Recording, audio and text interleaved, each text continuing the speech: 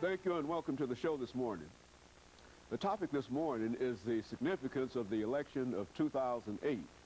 Of course, we're privileged to have with us to talk about the election of 2008 and how significant this election is, not only for America, but indeed for the world, Dr. LBaldwin. Yes. Of course, Dr. Baldwin, I don't think that you need any introduction to our audience this morning because you've been with us on a number of occasions, many occasions, and I think that if we ever have to talk about the significance of the election of 2008, I'm sure that everything that you've told us has sort of led some way in one way or another to where we are today. That's right. And so that's what we'd like to do today. What I'd like to do, Dr. Baldwin, is to really get a historical viewpoint in reference to this election of 2008. And I don't think that there's any person that is better qualified to give us a historical viewpoint than yourself. And so let's start off by having you to talk about some of the books and some of the things that you've written that would eventually bring us to where we are now. Okay, my scholarship is mostly on the civil rights movement and how it laid the foundation for our rise in politics and our rise to what might be called the kind of political empowerment that led to the election of Obama. I've written 5 books on Dr. King, all of which cover the history of the civil rights movement. And I view the civil rights movement as another page in the whole history of the movement, going back to the period of slavery, going back to the Emancipation Proclamation, going back to the 13th, 14th, and 15th Amendments, the Civil Rights Act of 1875. So we're talking about another chapter, if you will, in the whole history of African-American struggle. And as we said earlier, I think the Obama election was a sort of culmination of centuries of struggle, which go back to the early African slaves and extend up through the modern civil rights movement with Martin Luther King Jr. You know, when you think about this election, I think it has had an impact, and quite an early impact in a real sense, that it has had an impact on not only Africans, but it also has had an impact, and I think a very, very positive impact upon a large number of other Americans. I think we can say in a real sense that the impact is global, because when Obama was elected, or when the news clips indicated that he had been elected president, there was jubilation all over the world, celebration all over the world, in Africa, in Asia, parts of the Middle East.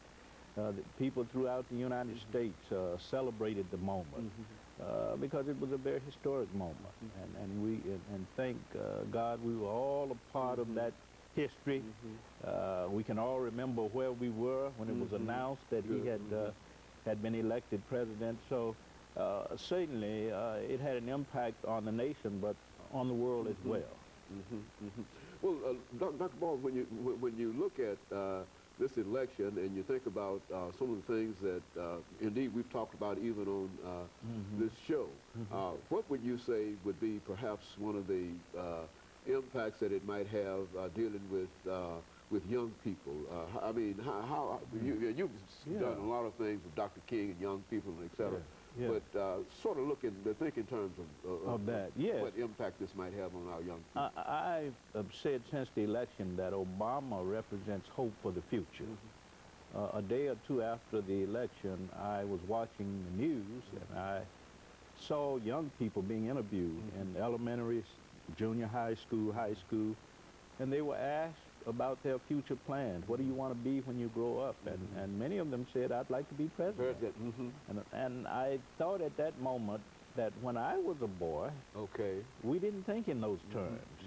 When asked about your future plans, certainly you wanted to be a teacher, a preacher, maybe a lawyer, but you didn't think in terms of becoming president of the United States. And young people today can think in those terms. Because of Barack Obama. He made it. Young people can think in terms of their own possibilities for achieving the highest office in the land, becoming the most powerful figure in the world. So that hope is there now. Because there are certain things, as we make preparations for this first commercial break, there are certain things you have to do if you wish to be president of the United States. And one of them has to do with the mind and academics and et cetera. And I think that, as you indicated, if we're having so many problems today dealing with our young people, this certainly can be one of the most encouraging things, and not only for Africans, but for all races as well as all sexes as well. And so I think I agree with you. I think that that's a very, very positive kind of thing that has come out of this quite early. And I think that we can only build upon that. And of course, what we'll do, Dr. Baldwin, is to take this first commercial break, and then when we come back, we'll talk about some of your experiences dealing in other venues in reference to this. We'll be back with our audience following this very, very short commercial break.